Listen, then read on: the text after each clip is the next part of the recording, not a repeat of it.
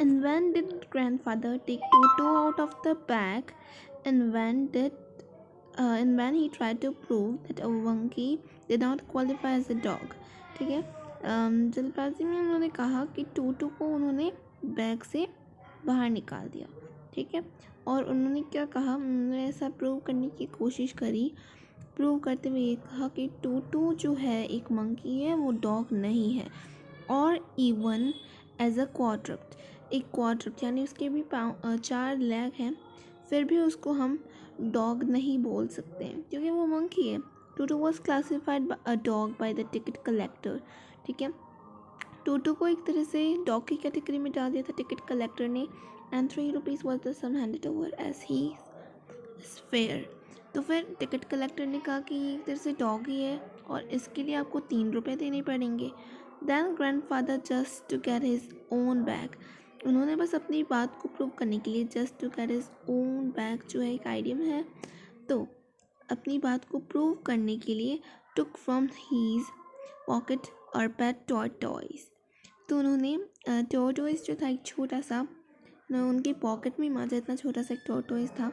तो उन्होंने अपनी बात को प्रूव करने के लिए किन्होंने, ग्रैंडफादर ने, उन्होंने उस टॉयज को अपनी पॉकेट से बाहर निकाला और कहा, व्हाट मस्ट आई पे फॉर दिस? अच्छा बताओ मुझे इसके लिए क्या पे करना पड़ेगा? Since you charge for all animals, क्योंकि तुम डॉग की भी और मंकी भी सबके लिए चार्ज लेते हो।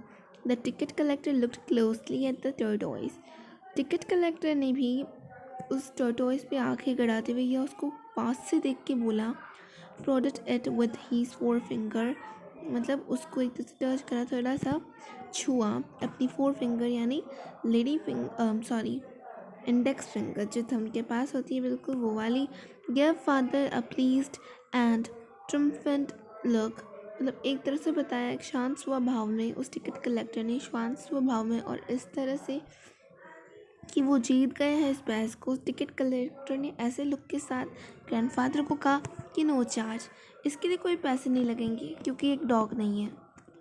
ये रही इसकी पिक्चर। उसके बाद है when toto was finally accepted by grandmother he was given a comfortable home in that stable. जब टोटो के बारे में ग्रैंडमदर को पता पड़ गया था और उन्होंने आराम से एक्सेप्ट कर लिया था कि हाँ टोटो इस घर में रह सकता है, तो उसको एक अच्छा सा कंफर्टेबल होम दे दिया था स्टेबल में रहने के लिए, मतलब स्टेबल में रहने के लिए उसको एक कंफर्टेबल स्पेस दे दी थी। Where he had for a companion the family donkey, जहाँ पे उसके कंपेनियन के तौर पर यानी उसके एक फ्रेंड या एक साथी के तौर पर एक फैमिली डंकी जिसका नाम था नाना उसके साथ रखा था। ऑन टोटोज फर्स्ट नाइट, जो टोटो की पहली रात थी उस टेबल में, grandfather paid him a visit to see if he was comfortable. तो ग्रैंडफादर उस टेबल में गए और देखा कि क्या टोटो कंफर्टेबल है या नहीं। To his a surprise, he found Nana without apparent cause, pulling at her halter and trying to keep her head as far as possible from a bundle of hay. तो ग्रैंडपा को एक surprise मिला कि clearly visible था लेकिन उनको लग रहा था कि ट्रू है, लेकिन मानना नहीं चाहते थे या फिर ज़रूरी नहीं लग रहा था। पुलिंग एट हर हल्टर, मतलब हल्टर वो होता है जिससे कोई हॉर्स राइड कर रहा है और फिर जो उसके गले और मुंह के आसपास जो पट्टी टाइप बंधा होता है जिससे हम हॉर्स की डायरेक्शन को कंट्रोल कर सकते हैं, उस पर बैठते हैं, उसका इस्तेमाल करते हैं उसका हॉर्स राइडिंग पे, उसको हेल्टर कहते हैं। तो उसका यूज़ करा था किसने, टोटो ने नाना के ऊपर यानी कि फैमिली डंकी के ऊपर। और trying to keep her head as far as possible from the bundle of है, तो जिस तरीके से टोटो ने उसको पकड़ रखा था उस बंडल से वो बाहर निकलना चाह रही थी डंकी नाना। Grandfather gave Nana a slap across her haunches and she jerked back. फिर ग्रैंडपा ने उसके हॉन्चेस पर यानी उसको पीछे से एक थपकी मारी एंड शी जर्क बैक, झटके से वो वापस पलट गई और साथ में टोटो को भी अपने पीछे घसीटने लगी। He had fastened on to her long ears with his sharp little teeth. Toto ने उसको और फास्ट दौड़ाया, कैसे दौड़ाया, क्योंकि उसके पास शार्प लिटिल टीथ थे, छोटे छोटे तीखे दांत थे और उसके पास यानी नाना के पास जो लॉन्ग ईयर्स थे उनको बाइट करके। टोटो and Nana never become friends, और इसी वजह से जो उसकी कंपेनियन बन रखी थी, लेकिन अब वो कभी दोस्त नहीं बन सकती। A great treat for Toto during cold winter evenings was the large bowl of warm water given him by grandmother for his bath। मतलब क्या हुआ कि जब विंटर का सीज़न था तो टोटो के लिए एक बड़ी सी कह सकते हैं ट्रीट थी ग्रैंड मदर की तरफ से, कि उसको एक बड़ा सा बाउल दे रखा था गर्म पानी का। हुआ ये था कि he would cunningly test the temperature with his hand, कि वो बहुत ही अच्छे से एक वाइज वे में जो है बहुत ही वाइज वे में वो टेम्परेचर को चेक करता था, गर्म पानी के टेम्परेचर को जिसमें उसे नहाना होता था। Then gradually step into the bath, फिर एक पाँव रखता था बाथ टब में और फिर दूसरा, as he had seen me doing, मतलब ऑथर को जिस तरह से उसने देखा था ये सब करते हुए। Until he was into the water up to his neck, पहले टेम्परेचर चेक करता था, फिर दूसरा पाँव, फिर पहला पाँव, फिर दूसरा पाँव, और फिर पूरी तरह से गर्दन तक अपने आप को बाथटब में पानी में डाल देता था। एक बार जब वो कंफर्टेबल हो जाए, he would take the soap in his hands or feet and rub himself all over। एक बार वो अच्छे से कंफर्टेबल हो जाए उसमें, और उसके बाद वो साबुन से अपने आप को रगड़ता था। When the water became cold, he would get out and run as quickly as he could to the kitchen fire in order to dry himself। जब भी पानी ठंडा हो जाता था वो एकदम से उठता था, भागता था किचन की तरफ, ताकि किचन में जो आग जल रही है वो उसको ड्राई कर सके। अगर उसके ऊपर इस समय कोई हंस जाता तो वह टोटो को बहुत बुरा लगता था, और फिर वो मना कर देता था विद हिज बात, और वो नहाने से भी मना कर देता था। एक दिन Toto nearly succeeded in boiling himself alive. एक दिन टोटो अपने आप को जिंदा बॉयल कर रहा था।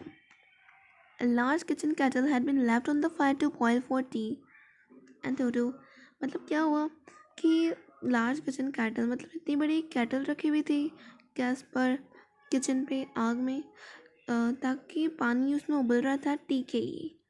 और टोटो ने कुछ अपने आप को सोचा नहीं था कि हाँ मैं कुछ और कर सकता हूँ। उसको कुछ अच्छा नहीं लगा और वो डायरेक्टली वहाँ पे गया जहाँ पर कैटल में पानी उबल रहा था। Decided to remove the lid, उसने उसका ढक्कन उठाया और देखा कि जो उसमें पानी है वो नहाने के लिए काफ़ी अच्छे से गर्म हुआ हुआ है, तो वो काफ़ी है नहाने के लिए वो पानी। वो उसके अंदर चला गया with his head sticking out from the open cattle, और जो उसका मतलब उसका जो सर था, हेड था, वो कैटल के बाहर से दिख सकता था। This was just fine for a while, उसे कुछ देर के लिए सही लगा, लेकिन जब पानी उबलने लग गया, मतलब उसमें बुलबुले आने लग गए, बॉयल होने लग गया, तब तक टोटो को थोड़ा सा उठना पड़ा। But finding it cold outside set down again, मतलब अंदर से पानी उबल रहा है, उसको गर्म लगा, वो थोड़ा सा उचका यानी खड़ा हुआ, देखा बाहर ठंड लग रही है, वापस अंदर बैठ गया, और इसी तरह से वो ऊपर नीचे होता गया until grandmother arrive in Halton. जब तक ग्रैंडमदर नहीं आती और उसको बाहर नहीं निकाल दिया कस के पकड़ के उस कैटल में से, तब तक वो ऊपर नीचे ऐसे होता गया और वो आधा बॉयल हो चुका था out of the cattle. If there is a part of the brain especially devoted to mischief, that part was largely developed in Toto। अगर शरारत करने के लिए कोई ब्रेन का पार्ट डेवलप हो रखा है तो टोटो के अंदर वो पार्ट बहुत अच्छे से डेवलप हो रखा है। He was always tearing things to pieces। उसे कोई भी चीज़ दिख जाती थी उसके टुकड़े तोड़ कर देना या फिर उनको फाड़ देना टोटो के बस में था।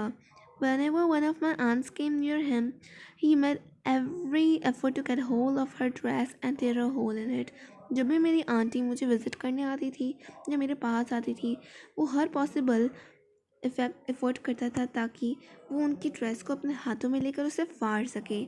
एक दिन लंच टाइम के दौरान a large dish of pulao stood in the center of the dining table पे लंच टाइम में पुलाव जो था वो रखा हुआ था सेंटर में। हम एंटर किए उस रूम में और देखा कि जो टोटो है वो अपने आप को राइस से कवर कर रहा था, स्टफ़ कर रहा था, मतलब एक तरह से राइस खुद के ऊपर डाल रहा था। मेरी दादी माँ यानी माई ग्रैंड मदर्स ग्रैंड यानी ऑथर की ग्रैंड मदर चिल्लाई और टोटो ने क्या करा, एक प्लेट उनके ऊपर फेंक दी। फिर मेरी आंटी आई भागते हुए और एक पानी का ग्लास लेकर आई उनके फेस पर। व्हेन ग्रैंडफादर अराइव्ड, जब टोटो आया, picked up the dish of pulao and made his exit through a window. जब उसकी आंटी आई थी भागते हुए, तब टोटो ने एक पानी का गिलास उसके मुंह पे फेंक दिया था, यानी पानी चला गया था पानी फेंक दिया था उसकी आंटी पर, ऑथर की आंटी पर। और जब दादाजी आए तब टोटो ने वो पुलाव की डिश ली और बाहर निकल गया विंडो से। We found him in the branches of the jackfruit tree है और उसकी ब्रांचेस पे वो टोटो बैठा हुआ था। जो डिश थी वो उसके हाथों में ही थी, यानी वो पुलाव अभी भी उसके हाथों में ही था। He remain there all afternoon, पूरी दोपहर वहीं बैठा और धीरे धीरे खा रहा था और चावलों को खा रहा था। और ऐसा उसने सोच रखा था, इरादा बना रखा था कि वो हर एक चावल के दाने को खा ले। And then in order to spite grandmother who had screamed at him, he threw the dish down from the tree. उसने ग्रैंडमा को सबक सिखाने के लिए या फिर उनसे बदला लेने के लिए, क्योंकि वो उस पर चिल्लाई थी, तो उसने ट्री से उस प्लेट को नीचे फेंक दिया और chattered with delight when it broke into 100 pieces, और एक तरह से हंसा, खिलखिलाया जब वो प्लेट टुकड़ों में बट गई। Obviously Toto was not the sort of the pet we could keep for long, और ये सब देख के हमें लग रहा था कि टोटो एक ऐसा पेट नहीं है जिसे हम ज़्यादा देर तक अपने घर में रख सकते हैं। जो कि ग्रैंडपा थे वो बहुत सारे पेट्स को पालने के शौकीन थे, वो भी ये समझ गए कि नहीं, टोटो हमारे बस की नहीं है। We were not well to do and could not afford the frequent loss of dishes. मतलब उनके पास वो इतने अमीर नहीं थे कि वो हमेशा बार बार रोज़ाना डिशेस, क्लोथ्स, कर्टन्स, वॉलपेपर का लॉस देख पाएँ, उसको अफोर्ड कर पाएँ। डिशेस यहाँ पे बर्तनों से है। So grandfather found the stronger driver. Grandfather ने उस स्ट्रॉन्गर ड्राइवर को फिर से देखा और टोटो को वापस 3 रुपए में वापस उस स्ट्रॉन्गर ड्राइवर को बेच दिया। और इसके ऑथर है रस्किन बॉन्ड। यहाँ पे ग्रैंडपा, ग्रैंडमा, आंटी सब रस्किन बॉन्ड है की हैं। और यहाँ पे नीचे ग्लोसरी है।